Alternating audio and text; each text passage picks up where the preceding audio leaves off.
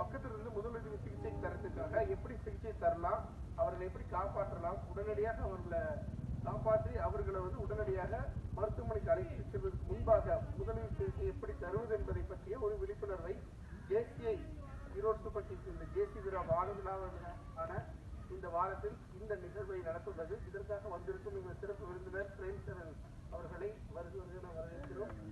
மற்றும் இந்த நிகழ்வுக்கு முத்தாய்ப்பாக ஹெல்த் அவேர்னஸ் குறித்து பேசிக்க இருக்கிற ஹரிசார் அவர்களை முடியும்.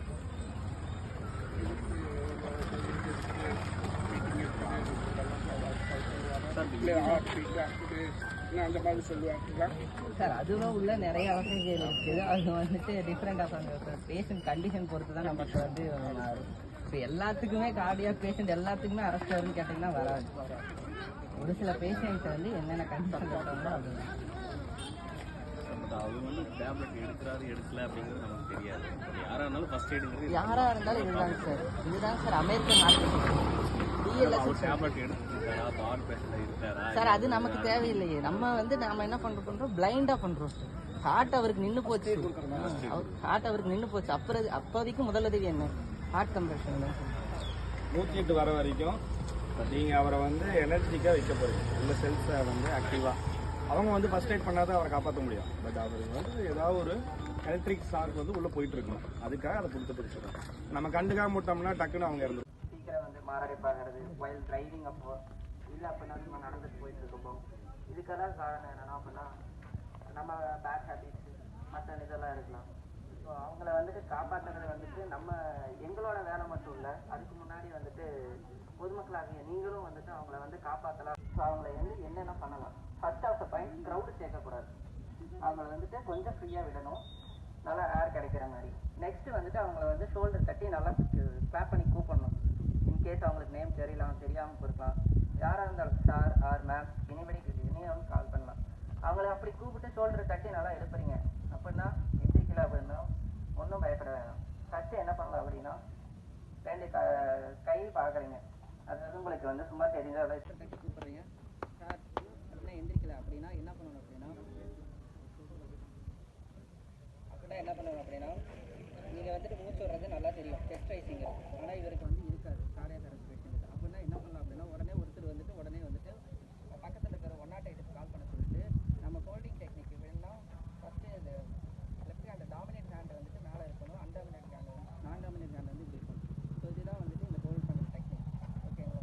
இங்கே நம்ம ஃபஸ்ட்டு என்ன பண்ணுறோம், அவரோட இருதயத்தை செயலில் இருந்ததை திருப்பி கொண்டாடுறதுக்கான ஒரு வழிமுறை ஈஸியான வழிமுறை இது. ஸோ இந்த மாதிரி இந்த ஹோல்டிங் டெக்னிக் வச்சுட்டு கை வச்சு இவரோட நடு சென்டர் பாயிண்ட், அதாவது நெஞ்சுன்னு சொல்லுவோம். இந்த இடத்துல ஸ்டர்னம் அப்படின்னு ஒரு போன் இருக்குது. ஸ்டர்னம் போனுக்கு அடியில் தான் நமக்கு ஹார்ட் அப்படிங்கிறது ரொம்ப சேஃபாக இருக்குது.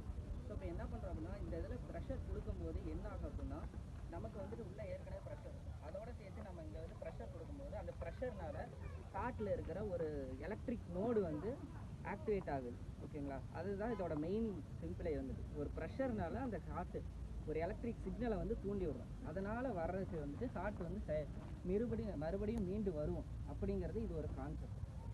ஓகேங்களா? இது ஒன்லி ஃபார் ஹார்ட் ரெசிஸ்ட்ரேஷன் மட்டும்தான். அதுக்கப்புறம் ப்ரீத்திங் ரெசிஸ்ட்ரேஷன் ஒன்று. இப்போ ஒருத்தர் இப்படி பண்ணணும் அப்படின்னா ஃபஸ்ட்டு அவங்க சைடில் எப்பயுமே ரைட் சைடில் நின்றுக்கணும். ரைட் சைடில் நின்றுட்டு கீழே படுத்திருந்தா அப்படின்னா நீல் டவுன் போடணும். நீல் டவுன் போட்டு கையை இப்படி ஸ்ட்ரைட்டாக தான் வச்சுருக்கணும்.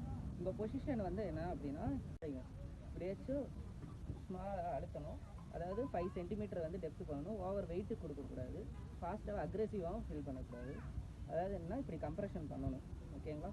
ஸோ இது என்ன கம்ப்ரெஷன் அப்படின்னு பார்த்தீங்கன்னா, இதுதான் செஸ்ட் கம்ப்ரெஷன். இதனால் என்ன ஆகும் அப்படின்னா, உள்ளே இருக்கிற காற்றுனால நமக்கு உள்ள ஒரு எலக்ட்ரிக் சிக்னல் ப்ராசஸ் ஆகும். ஸோ அது ஆக்டிவ் ஆகும். அதாவது அசியனூரில்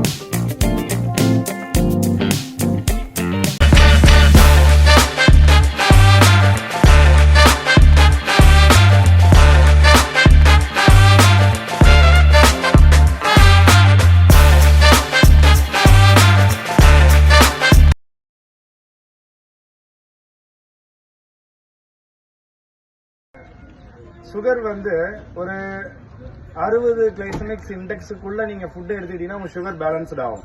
ஃப்ரூட்ஸ்னால நமக்கு சுகர் ஏறாது, ரைஸ்னால நமக்கு சுகர் ஏறாது, ஸ்வீட்னால கூட சுகர் ஏறாது.